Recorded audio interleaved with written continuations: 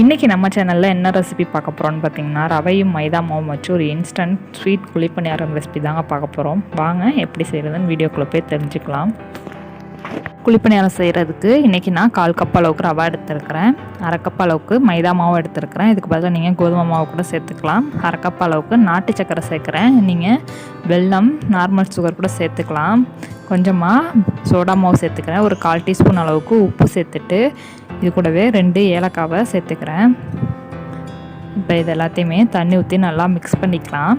நீங்கள் வெல்லம் சேர்க்குற மாதிரி இருந்துச்சுனாக்க 1/2 கப் அளவுக்கு வெல்லம் எடுத்துகிட்டு கொஞ்சமாக தண்ணி சேர்த்து நீங்கள் பாகு மாதிரி காய்ச்சிட்டு வடிகட்டிட்டு சேர்த்துக்கோங்க. ஆற வச்சுட்டு சேர்த்துக்கோங்க. நார்மல் சுகரும் சேர்த்துக்கலாம். வெல்லம் சேர்த்திங்கன்னா டேஸ்ட் நல்லாயிருக்கும். வெல்லம் இல்லை, ஸோ அதனால் நான் இன்றைக்கி நாட்டு சக்கரை சேர்த்துருக்குறேன். இது எல்லாத்தையும் நல்லா மிக்ஸ் பண்ணிவிட்டு இதை மூடி போட்டு ஊற விட்டுருங்க. ரவா நல்லா ஊறட்டும். இப்போ இந்த அளவு இருக்குது. இப்போ இது ஊறிச்சுன்னா இன்னும் கொஞ்சம் திக்காகும். இந்த அளவு தண்ணி சேர்த்திங்கனாலே போதும். இப்போ மூடி போட்டு வச்சிடலாம். இப்போ 10 நிமிஷம் ஆயிடுச்சு.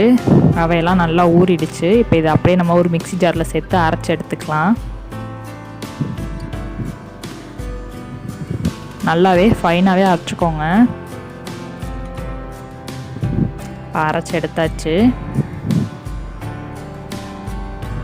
இப்போ இதை நம்ம பணியாரம் சுட ஸ்டார்ட் பண்ணிடலாம். அடுப்பில் பணியாரக்கல் வச்சுருக்கேன். இதில் கொஞ்சமாக ஆயில் சேர்த்துக்கிறேன். அடுத்ததாக கொஞ்சம் கீ சேர்த்துக்கலாம். ஆயிலும் கீ நான் கலந்து தான் சேர்க்குறேன். ஃபுல் அண்ட் ஃபுல் நீங்கள் கீயில் கூட செய்யலாம்.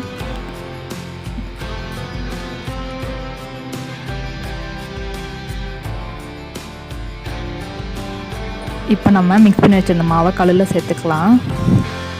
ஃபுல்லாக சேர்க்காதீங்க, ஒரு 3/4 குழி அளவுக்கு சேர்த்திங்கன்னா போதும்.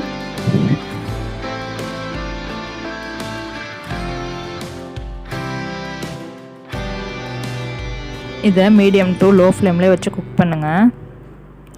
இப்போ 3/4 குக் ஆகிடுச்சு. இதை இப்போ நம்ம திருப்பி போட்டுக்கலாம்.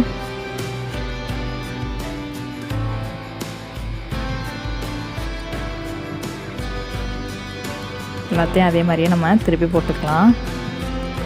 திருப்பி போட்டுட்டு இந்த பக்கத்து வெந்தோடனே எடுத்துட வேண்டியது தான். இது குக் ஆகிறதுக்கு ரொம்பலாம் டைம் எடுக்காது. பட் ஹையில் வச்சிங்கன்னா கொஞ்சம் கருகிடும். ஸோ அதை மட்டும் பார்த்துக்கோங்க.